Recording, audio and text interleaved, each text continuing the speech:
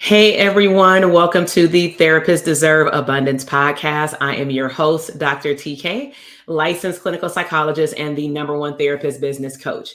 So I know that it may take a moment for YouTube and Facebook to notify people that we are live, but I am super excited. I noticed that my camera is a little off though, so I'm gonna fix that. Let's go ahead and jump into it. We have a very special episode today. We have one of our, and when I say our, meaning the Dope Therapist community, the Branding for Abundance community, we have one of our students that is going to share to other mental health providers, people who are in the human services field, what is it really like to be able to grow and scale or start to scale your business? And so before we get started, I want to remind people that if you want to receive the affirmations for business, mindset, wealth, or honestly, you need that fire under your tail every single morning. I send out business affirmations Monday through Friday around 7 a.m. Pacific Standard Time. And if you want to get those, all you have to do is text the word abundance to 310-388-8603. Again, if you want those abundance affirmations, then text 310-388-8603. So if you are tuning in, if you can head over to the comment box and let us know what state you are from. If you're a therapist, drop that title. Are you licensed? Are you pre-licensed? Are you a social worker or a therapist?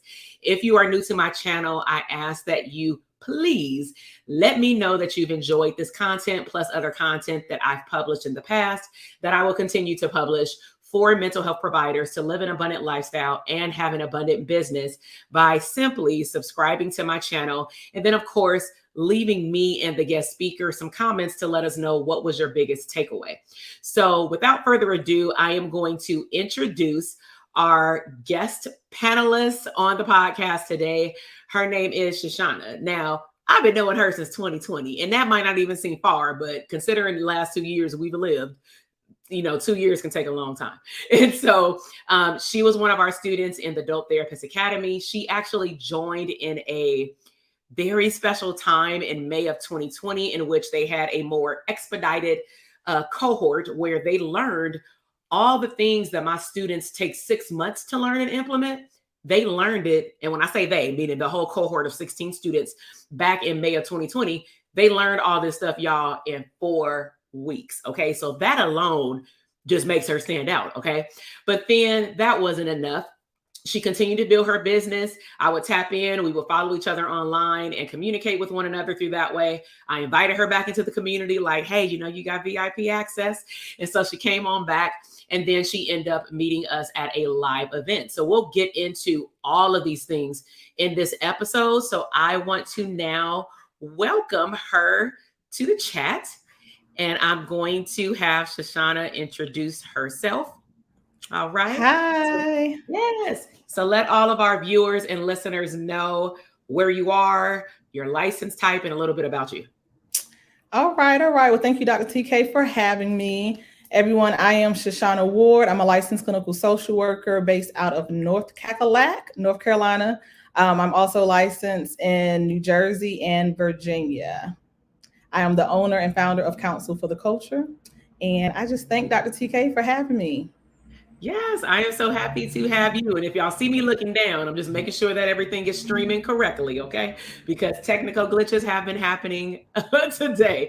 All right. So I want to welcome you. And the way that we typically start all of our podcasts or video YouTube podcasts is asking the guests, how did they get into this field? And we hear different stuff. And so what attracted you to going into the mental health field, and when did it start?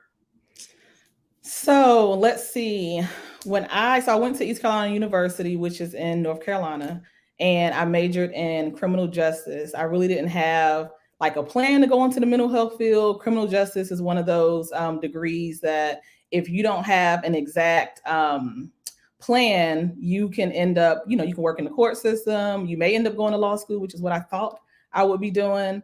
But I ended up working in a group home following my time at ECU. So I got my bachelor's degree in criminal justice. I went on to work in a group home. And a year after working in a group home, I decided, oh, I can do this. I can, get my own stuff going. I can be a group home owner. So I actually, myself and two other friends of mine, we actually opened a level 3 group home for at-risk girls. And from there, mental health is one of those things where once you're in it, you either love it and you continue to grow and do things within the field, or you go the opposite direction. So for myself, I continue to elevate just in the mental health field. I love working with teenagers at the time, and then I began working with their families, their parents, of course, and I've been in it ever since. It's been 15 plus years for me. Jeez, listen, I learned something new Yeah. every time somebody on here. I didn't know you done went out and opened up a whole group home. Yeah, I had a group home. We did a community mental health agency. So we had mental health workers in the community. We did a lot of community events and things like that. And we was out there in those streets. Yeah, that's awesome. I used to work for a group home, so I definitely understand the whole teenager group home. I used to work at an emergency one out here in LA County during my first 2 years of my graduate program. And yeah, that was world. Yeah, it was an emergency one too. So we would get the kids nobody wanted, which that came with a lot of baggage, as you can imagine. Right. And so, it's a great learning experience, though. You learn so much working in the community and working in group homes, hospitals. Yeah. Yeah, definitely determines like who you will become. Like absolutely. Oh yes, it definitely determines who you will become. Are you meant for this or not? Right. Exactly.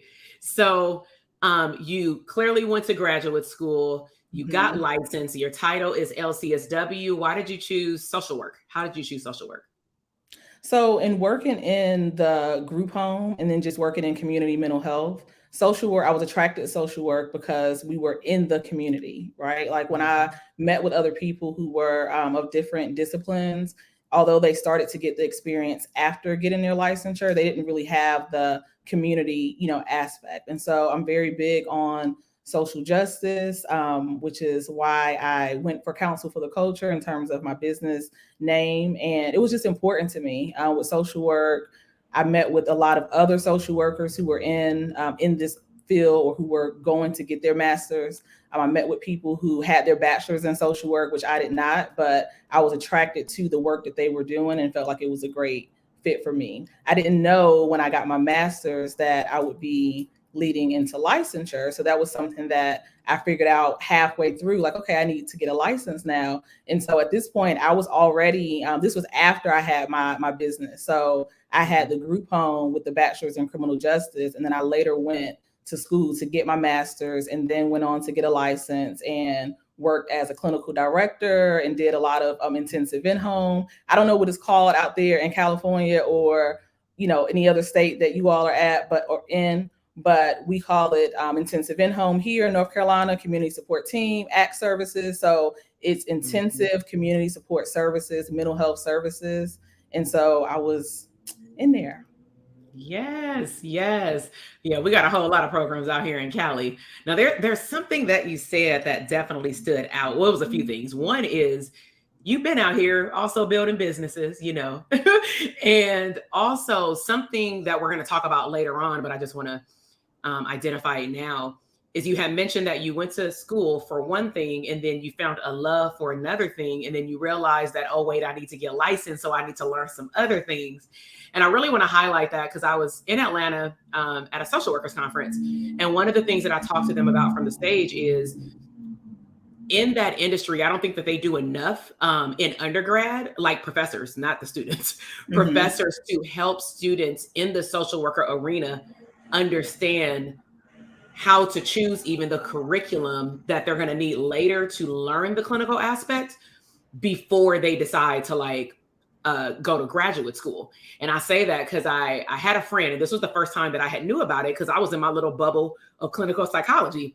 And I had a PsyD student with me. We were doing pre-doc, and she said that she went to Howard for undergrad, and she went to get her master's degree, but it was a master's degree just for general social work, which meant that she was working in California would be Department of Children and Family Services. And so I was like, well, how did you cross over to therapy? Because I had no clue that I didn't know what their curriculum looked like. All I knew was what mine looked like. That's what most people are knowledgeable about. And that's when I quickly realized how inequipped some of the social workers that I had met that whole time. No wonder why they had a hard time understanding, like when we would do a case conceptualization, because I was like, you don't know this? But no, because depending on their program, if they did regular versus clinical, then they're not really set up, which means that they either have to pay for training later and or spend a lot of time prepping. So what would you say to some early career social workers so that if they want to position themselves like you to do things in the community at large, but also do the clinical work, what would be some tips that you would give them at the beginning of their academic career? Definitely stepping outside of the classroom and aligning yourselves with people who are doing clinical work, looking at different websites that offer trainings, getting a coach who is offering clinical support, peer groups, like all those things outside of the classroom, all the things that I did not actually do or know about when I was in school. So my master's program was general as well. We didn't have a clinical track. And so the DSM was not introduced in the master's program. A lot of people were wanting to go not the clinical route, but they were wanting to do like macro social work, which is awesome as well. But just knowing that what you're going to need outside of the classroom is important for you to link with other people who are doing it. And there are so many other social workers, so many people with master's degrees who have the same story. Like you said, Dr. TK, you didn't even know that was a thing. And then you don't know that you're missing something sometimes until you get out of the classroom. And so you don't have to wait. I think now there's so much access to people such as Dr. TK, such as myself, and other people who are out there in the community that can really help you. And you do not have to wait until you are finished with your program to get your feet wet, get the credentials, the certifications that you need, like all those CEUs. You can get clinical CEUs right now. No, that's good. That's good. And I'm glad that we're speaking to this because on my podcast, on YouTube, and just honestly in the social arena of like Instagram and stuff, I get a mix of people. And I'm sure that all the therapists, once other people start seeing what you're doing, they aspire to say, I want to have that. I want to follow in her footsteps, and so I really want to speak to that group because there is a large amount of pre-licensed therapists that watch these interviews. And I know that they're watching them over and over again because they get in my DM and they say, I cannot wait to do X, Y, and Z. I cannot wait to have what, and then they'll start naming you all's names. And I'm like, okay, this message is definitely sticking, not just with clinicians who are licensed and ready to have a business or already have a business, right, but also those people who are preparing to one day get a business because it's never too early. I always say that it's never too early to start branding yourself and your resume. Okay. Yeah. So, all right. So we're in grad school. We have our degree. And so how did you decide that private practice was what you wanted to do? And what was that process like to open up a private practice? Mm-hmm. So for me, once I got my license, I worked different agencies doing assessments, clinical director, program manager, just really trying to add value to the agencies that I was with, but also learning as I went in every day, okay, what can I take from the places that I'm at so that I can also apply them later on into my own business. There was a lot of red tape, specifically in North Carolina. Again, I don't know, how it is in other states, but I imagine that it's similar. And so opening up a private practice wasn't an easy task in North Carolina if you wanted to be paneled with like Medicaid. So Medicaid was something that we accepted in most of the agencies that I had worked for. And so in order to be able to accept that as a solo provider, there's a lot of red tape to basically go through. And so on my mind, self-pay was not, I was never taught about self-pay. I'm thinking self-pay, I don't know anybody that's going to pay, that's foreign. Completely foreign. Like who's paying? Who was gonna pay me? Who's gonna give my coins? So, that was completely foreign to me. And then when it came to the insurance panels, that was another, process. But for me, being an early entrepreneur, starting out having a group home as my first business, having 50 employees, up under me, early 20s, it was something that I always wanted to get back to. But I felt like there was this barrier in between me and the red tape, that I mentioned earlier. There was this barrier that's there, this red tape that's there, preventing me from going into practice or just having a business in general. We see a lot of agencies, so I didn't see a lot of Black professionals in private practice. You're either working for a bigger agency or maybe a smaller agency that's Black owned, but it's still an agency. So they have a lot of different services. It's not just it's not only therapy. They're doing a lot of different services. So for me, about 2019, so 3 years ago, right before the world shut down, I actually personally, I was going through IVF, and I had 2 long years of just a lot. If you ever been through IVF, that's a different story for a different day. But I was going through a lot at that time, and I remember just thinking I wanted to do something that was going to allow me to just be my authentic self. I was tired of showing up to other people's businesses. I was just tired. And I'm like, I've done this before. I've been an entrepreneur for a long time. I've always had, whether it was a side business or a full business, I've always been in business since I started. So I said to myself, okay, now is the time. I want to open up a virtual practice. I'm multi-licensed in various states. So my goal was always to expand my reach. Which is the reason why I got licensed in multiple states from the beginning. So I decided that I was going to open a virtual practice in 2019. And then 2020 happened. And I'm like, oh, so now everyone actually needs a virtual practice. Y'all don't have no choice but to come and see me. Like, the world is shut down. Everyone needs, I got you. So I decided to actually go with the insurance panels, because it did allow me to move more quickly in terms of transitioning out of the job that I was in. And at that point, my goal was to, like, I'm ready to go. So I could have, taken it a little bit slower and really leaned into, like the self-pay. But at that point, I was ready. So I jumped into it, and then I met y'all. Then I met you. So before we get there, let me go back a little bit, because even before people meet me, there's usually an internal processes that happens, especially amongst therapists. I can't speak for every therapist, but I've surveyed the ones that are in our program, because they fill out a form. And then a lot of them back then were coming to a lot of my webinars. That was pretty much the only way you can get into the program. And so one of the trends that I've recognized, because I know that we're going to talk later about how you also serve a certain group of people within the context of the human services field, is that, it's pretty much been ingrained from my experience from graduate school, probably even before then, that we have to learn how to be independent. Even though we've worked for these agencies, you pretty much were taught how to get a 9-to-5 job, defer living later, all those things that really don't serve you, right? That low-key make a lot of us unhappy over time. And so with that said, when people like myself come around, or if you have a solution to someone's problem that's out of the context of you being a therapist, sometimes people either don't believe it because it looks too good to be true, or we really depend, when I say we, meaning a therapist as well, we truly depend on our counterparts to help us go to the next level.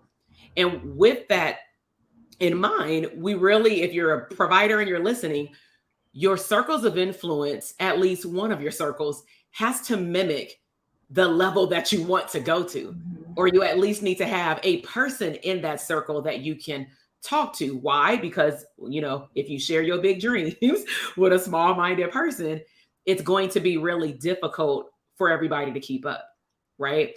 And so what was it like for you before investing in yourself? Meaning, what are some of the things that you tried to, get your business up and running? Because you were already a business owner, but private practice is a little different.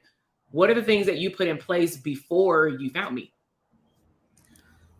So before I found you, in terms of like marketing, right? So getting my business out there, I would send emails. I would really only connect with agencies that I had already had, connections with. Maybe I worked there before. I wasn't really expanding outside of just the small circle that I had. So even though in my mind, I, wanted to reach so many different people, and again, multi-license. It still was a small mindset because I didn't know how far I could expand and the things that I could do outside of, okay, I'm licensed in North Carolina. At this time, I'm licensed in North Carolina and Virginia, but it still was just that mindset of reach out to these agencies, let them know that you are available to do therapy, and that's it. We're just going to do therapy, and that's all. Nothing else to really provide, because I hadn't seen it. So I did put things in place to communicate with different agencies. I would send out packages. I would organize workshops and things like that. But the reach was still not there until we met. Mm-hmm. Okay. So at the time you came, just to like put everybody up to date, there's a cluster of clinicians, 16 to be exact, that had the experience of seeing me maneuver through the pandemic by using YouTube Live for the very first time and having fun in a 5-day boot camp, which some people now at this point see it in 1 day. Right.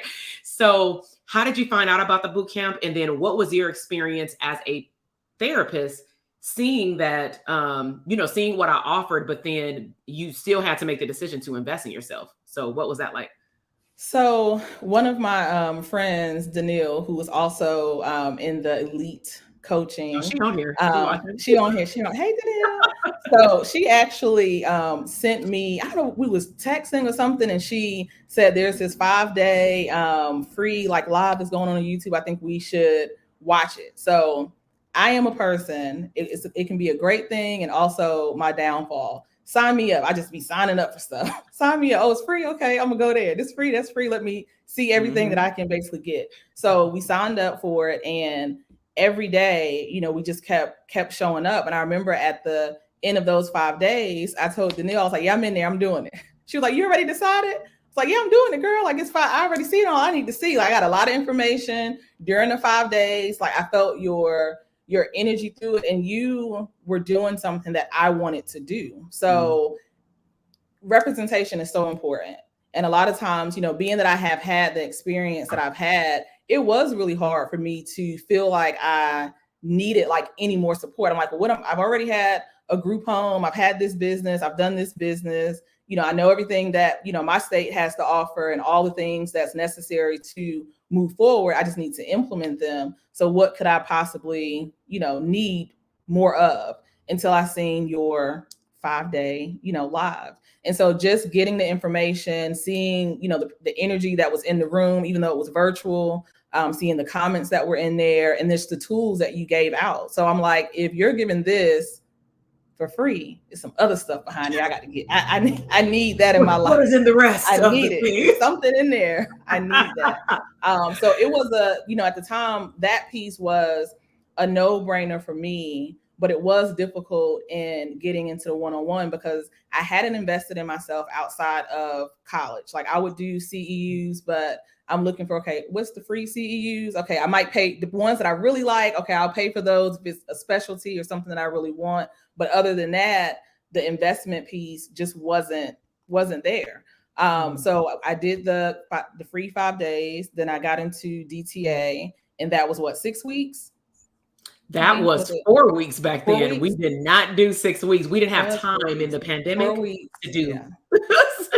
4 weeks, every Saturday. My husband's like, what are you doing now? I'm busy. I'm in a group for 2 hours. For 2 hours. For 2 hours. Yes. And so it was a lot of information, and it was very helpful. But even then, it was still difficult for me to move to that next level and to invest in the one-on-one. But I already knew that I needed the one-on-one as well. So, and that was only because I had reached a certain place. Initially, I didn't think that the group would be like most beneficial to me. I'm like, what do I need a group for? Like, I just need to meet. Can you speak to that? Because I know that we're going to talk about what you do beyond even private practice, because that's part of the topic today as well. Just so that I want to start putting out there in the atmosphere what all things are possible beyond private practice for therapists to be able to see that there are plenty of things that they can use their gifts for, right? So let's slow this down, because this is very, very important. Why do you feel like, or why did you feel, because it's past tense, why did you feel like the group may not have been the best fit for you, but then something changed? So initially I felt like, okay, well, I can just hide, in the group and maybe not get nothing done. It depends on your coach. So you can just show up and you're there, but what am I really doing like behind the scenes? And it's like, who's checking? Who's going to check for me? Who's going to hold me accountable if I'm in, this group? So am I really going to show up and do the work? Also feeling that whoever I'm in the room with at this time, not knowing, who my sisters would be at the time, but not knowing, like, are we on the same level? Like, do they need the same things that I need? Do I need what they need? Is it going to be scattered because we're in this group and I don't know what they're here for? They don't know, what I'm here for. So just not, and then, in college, you have these group projects and nobody likes group work. Group work is like, no, I don't know about that. So just really some hesitancy there when it came to the group and me feeling as though I had some very specific needs. And I knew that, or felt like, in a group, how am I going to get those needs met if it's very specific? And that only is because I had been objection that most people have about group programs, not recognizing that, as you mentioned, if you choose the right program, meaning you know what you want, you know what you're looking for. Typically, the teacher will appear once you become clear on what you want. And I'm not talking about I want a one-on-one coach. Like, what are you going to get from the one-on-one coaching or whatever you're looking for? Because the level that your circle, if you join the right one, can push you to is on a whole nother level. And then not to mention, if you're in the right group and they're talking about the right thing that you're looking for, then you can recognize that even some questions that you have not had yet were things that you were exposed to. And then you can kind of keep it in your back pocket because you can always go back to the portal to review it later. And I did want to speak to that because a lot of clinicians at this point are starting to look at the beyond one-to-one in therapy, one-to-many, whether that be therapeutic groups, support groups, tapping into coaching, and a whole lot of other digital products, right? Like, you're in that space now. We're going to get to that in a moment. But sometimes therapists are scared to go over to that other side, primarily because of their limiting mindset, because they believe that group won't work for them. Therefore, I just want to put out there laws of attraction. Again, what you put out there is what you get back. So if you don't want to offer your services one-on-one, how do you expect for people to sign up for your group services? Right. So you clearly thrived in the group. Our group was intimate. It was 16 people, which is around and about how many people show up to the cause now, maybe 16 to 25 on any given week. And, then you graduated. So what happened to your business during the pandemic? Because you said that you started a telehealth practice. Yeah. So as soon as I started, I had the mindset that, okay, it's going to take me a while to grow this thing. So let me jump on. At the time, it was a platform. I would not say any names, but let me do some therapy for them. Let me do something else because I didn't have the mindset or the belief that, my business was going to grow as it did. But as soon as I joined DTA, and even within those 4 weeks, I'm thinking maybe like 8 weeks out into my business, I was full. I had a waiting list. And so the therapy piece for me was like, okay, well, this is done. Therapy is full. I already knew that I didn't want 100% of the work that I did to be therapy. So I had a very specific number that I wanted to focus on and said, once I reach that number in therapy, I want to start expanding into other things.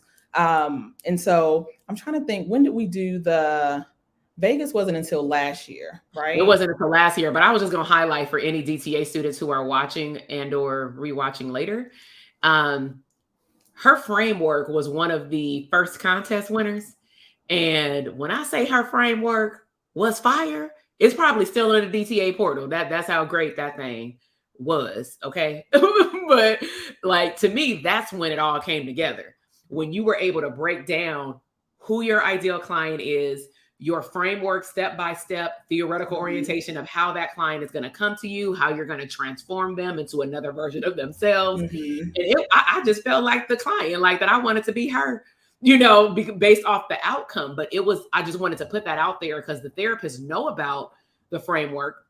I'm hoping that all of them do the framework and we make the contest available. But to me, that's when I started to see therapists show all the way up and all the way the hell out when they Yeah. start doing that framework. Because it to me Yeah. changed the game for how you saw your business. Yeah. Yeah. The clarity was different once you did the framework, and you know, everybody likes a little friendly competition. So we all like, okay, you really, at the time I was not doing videos or live. So I remember you challenged us to like get up there, and I would say, okay, Dr. TK, I made sure I prefaced it with Dr. TK said I had to get up here and do this live. So here I am, y'all. So, Look, but we even 2 years then, later, and we still got them doing that. So don't think that it's just for y'all in 2022.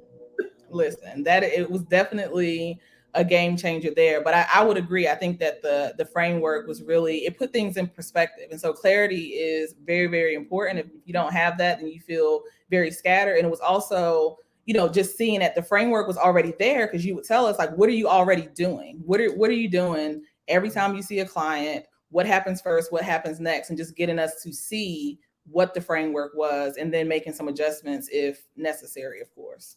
Yeah. So private practice popping, and one little thing I'll insert in here, because I always talk about is your practice pandemic proof, because that's just, I feel cool saying a word online now, because back then you would get banned or something if you use these words. But nevertheless, that topic is very accurate, because a lot of therapists, especially clinicians of color, some people who didn't even want to go in private practice end up going into private practice. But nevertheless, our arena got super saturated.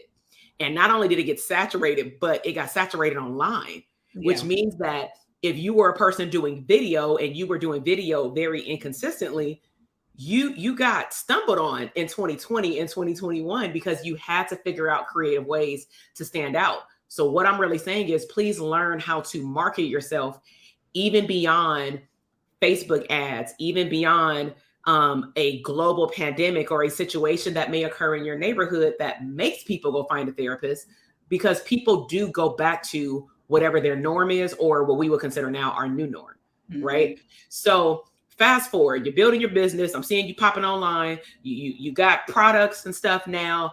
And so then we get to the end of 2021, and you decided that you wanted to meet us in Vegas. And so can you take therapists through why you chose to meet me in Vegas, and then what that experience was like, especially for those who want to see what's possible beyond private practice?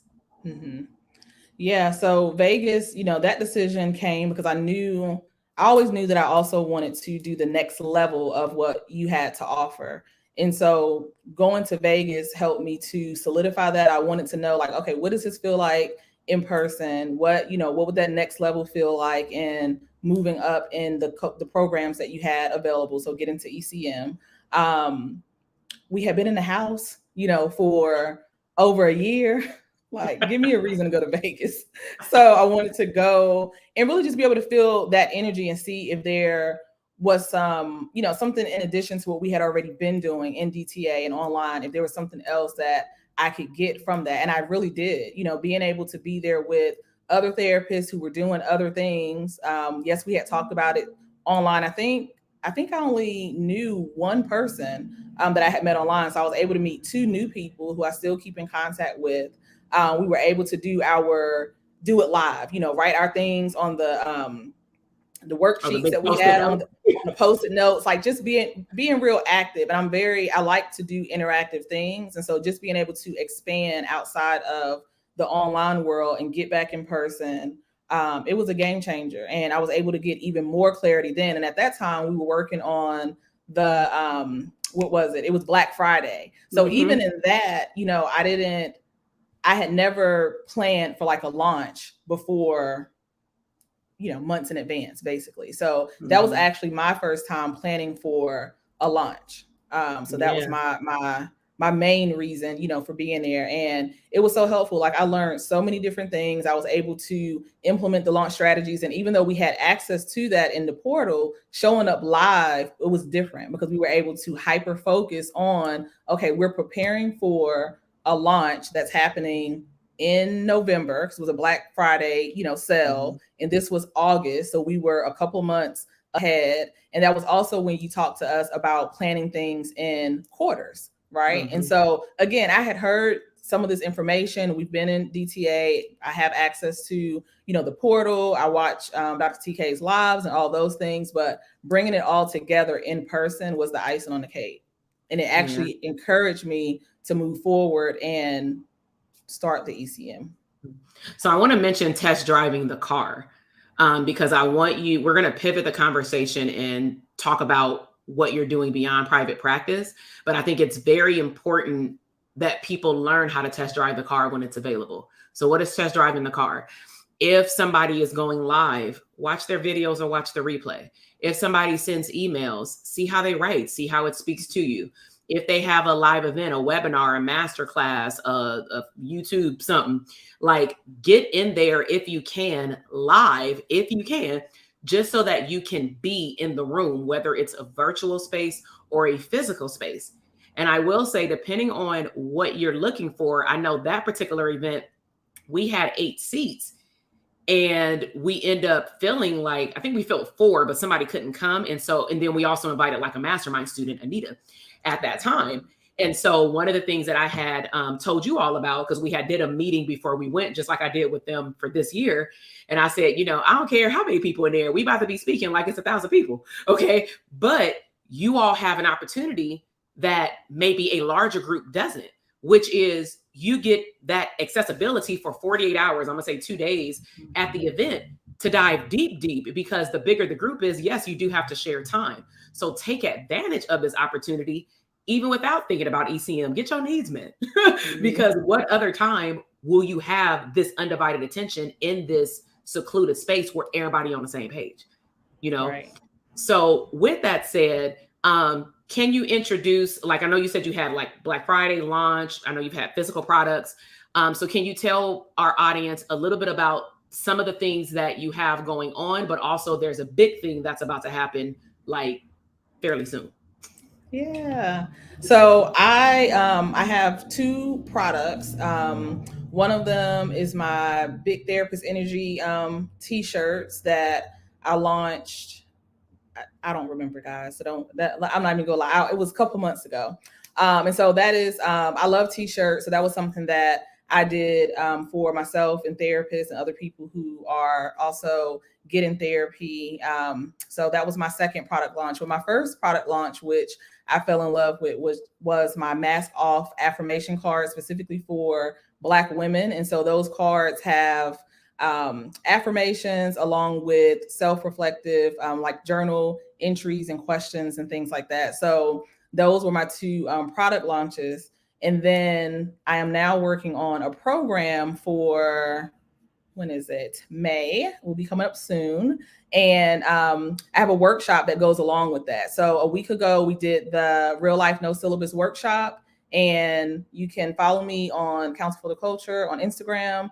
Go to the link in my bio. The link is the very first one. It says Real Life No Syllabus. And click there. We're having another workshop next Monday, which is the 18th, 6 p.m. Eastern Standard Time. So go to the link in my bio on Instagram and click that link, sign up for the Real Life No Syllabus workshop. And so in that, I talk to mental health professionals about structuring their syllabus, like for their life syllabus. A lot of us are interested in having products, doing things outside of private practice. Maybe you still want to work in the job that you have. Not everyone wants to be a full-time business owner. And so sometimes it's hard to kind of find your place and determine, like, what else can I do? What if I don't want to go into private practice? What are some other things that I can do that will tap into that creativity or create passive income? And so the people that I am working with are mental health professionals as well as students. So the students that come on board, they're very excited because they're able to start now. So again, we talked earlier about me not starting until way later or not having the tools. And so if you're a student, you're able to come in and really start that process now and learn how you can use transferable skills to actually launch some products or a side business, side hustle, whatever it is you want to call it. And so in that workshop, we'll be brainstorming some things that I've already done, giving some tools to start creating that syllabus, for yourself. The play on the syllabus really came actually with the therapist that I was working with, providing therapy.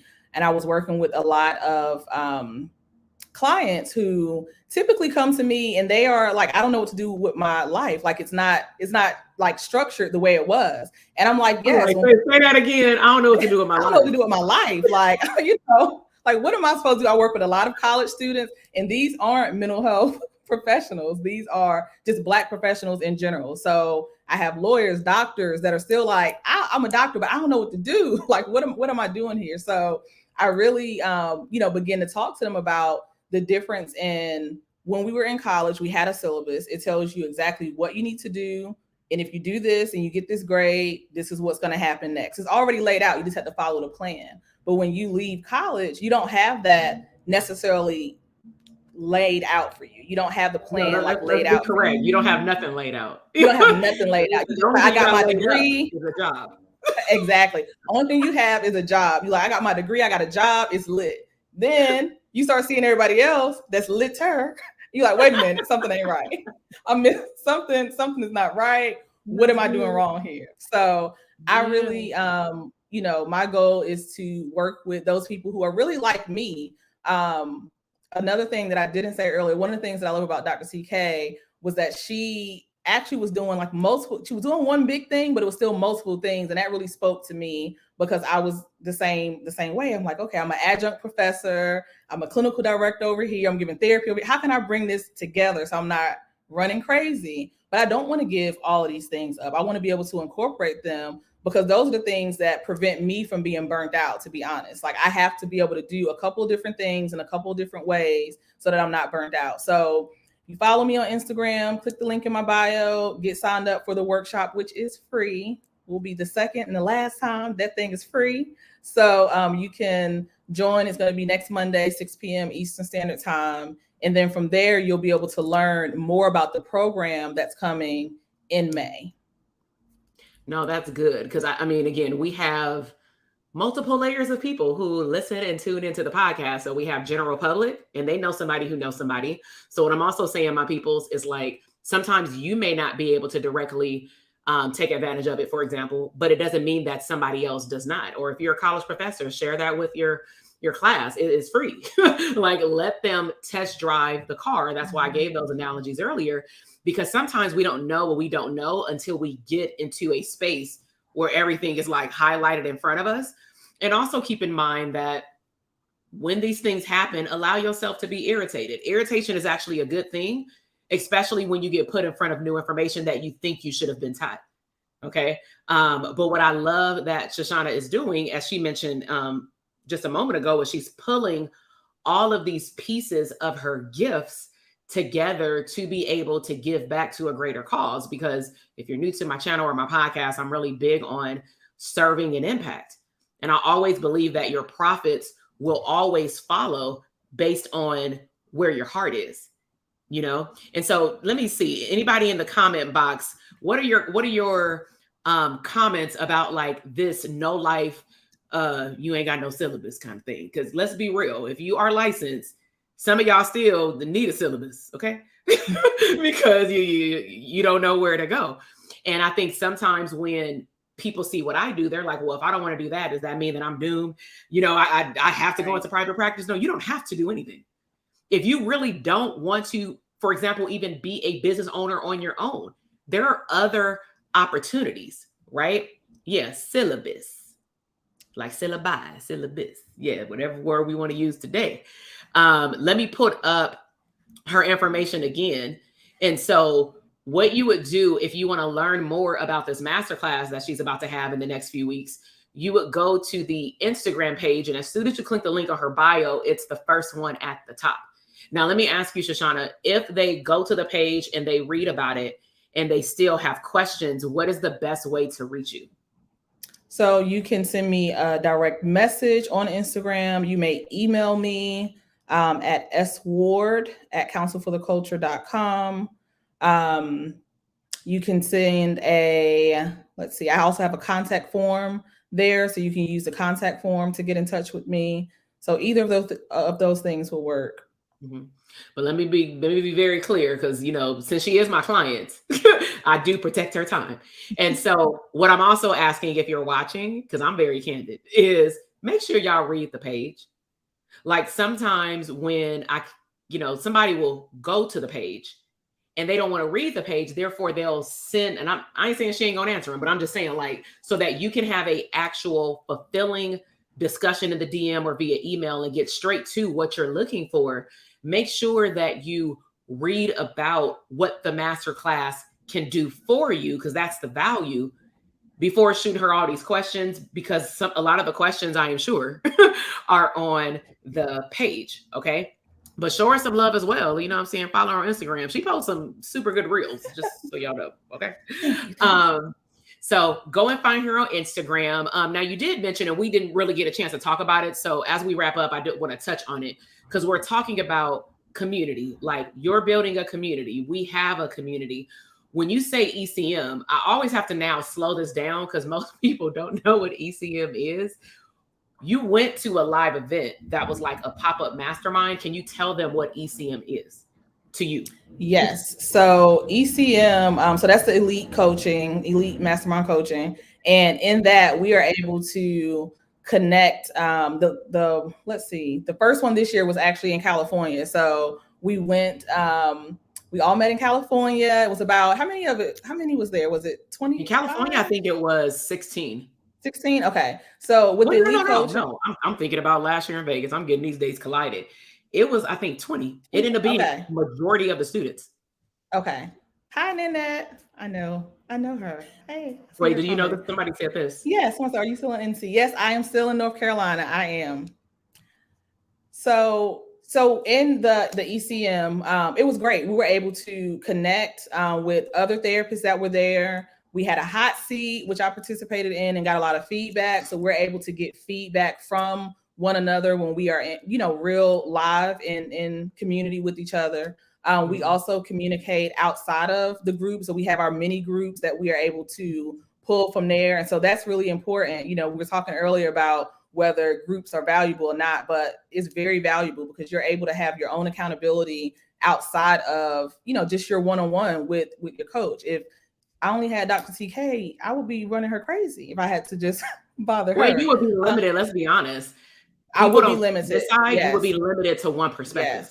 Yes. Let's be all the way real. Yes. And it's so great, because we're all in the room together, and we all have this experience collectively and individually, and we're able to add value when we're giving feedback to each other, and things that you didn't even think about, or just hearing other people's questions that you wouldn't hear. Like, I'm not sitting in Dr. TK's one-on-ones with, the other therapists. So I wouldn't know what questions they asked if we weren't in the same community. So yeah, with ECM, we get together in person. We have fun. We did the escape room. Wait, look at this comment. Look what she said. I like you even more now. Shashanah is good people. Wait, so I want to pull this in, because there's a reason why I had you talk about ECM or the mastermind. You just finished introducing the importance of starting early for a large group of, I'm going to say, human service people, because not everybody may want to be a clinician, right? So what we teach our clients, and even if you've not been in our programs, but you came to like the Vegas event, because we had a lot of, like a group of 8 clinicians that came, and 8 of them had never been in any of our coaching programs, which was pretty fascinating to see the process of what that would look like versus those who were used to my language, at least in our program. And one of the things that we always tell them is make sure that you capture the moment. So like when Shashanah came to Vegas at the Aria suite, I always have the same suite, right? I'm like, oh, y'all better capture this view. You better capture this little dim sunlight, this conference room, this couch. You are working from and living from anywhere and everywhere. And specifically your clients, they like to see that you're forever learning. And so that's why I wanted her to address also not just the program, but also her specific experience. Because think about it. If you, as a human services provider or therapist, if you're only by yourself all the time and you are like, oh, I don't want nobody to see my personal life. First of all, it's not a personal life, it's a business investment. And secondly, how do you think clients know that you're up to date with what you're doing? On the business side, career side, and clinical side. Some of y'all, as she mentioned, you just searching for those cheap, free CEs. And I'm going to ask you, how far will those CEs take you in your business if you ain't got no damn clients? Like, you know, like, we want to be all the way candid. I ain't about to get on a soapbox right now. But I'm just saying, like, you do all this work to get all these trauma-focused clients. I mean, how to get these trauma-focused strategies. But you have no clients to implement the strategies on. Right. Because you depended on, honestly, some of y'all depended straight up on Instagram as your marketing. And that's one of the things that we talked about in September is like, use email marketing to nurture your audience.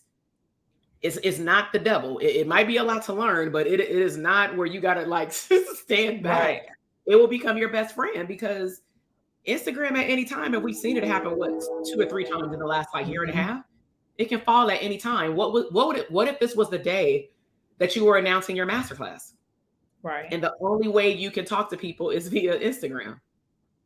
And if the algorithm is not working in your favor that day, what if they don't even see your stuff? Right. Well, nobody would see it because I mean you couldn't post it. Right. Not even an option at all. Right. So I'm just highlighting that because, you know, we do have another group of people who are coming to New York and they've heard from some people in Vegas. So they're super excited, which is good because that means that we're creating community and we are doing what we're supposed to do as leaders. When I say we, you, everybody in our field, we are doing what we're supposed to do. But I love what you're doing because to me, it's almost a flavor of like, well, it is a flavor of paying it forward because you're not just helping clinicians at your level or wanting to get at your level, but you're also helping the beginners. And that's an arena that a lot of people talk about, but they ain't about it.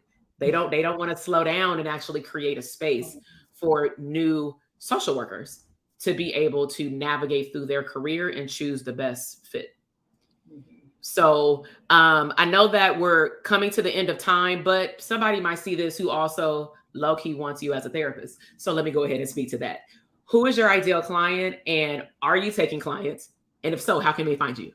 Yes. So I have just lifted my wait list a few weeks ago. So I have some spaces available and I work specifically with Black professionals who are experiencing some type of transition. So that may be from college to career, that may be from married to not married or from not married to married, career transitions, new parents, so retirement. So anyone who is experiencing a particular transition and also experience you made it. So your problems are not like my problems. And so they don't really have the space to work through their own stuff.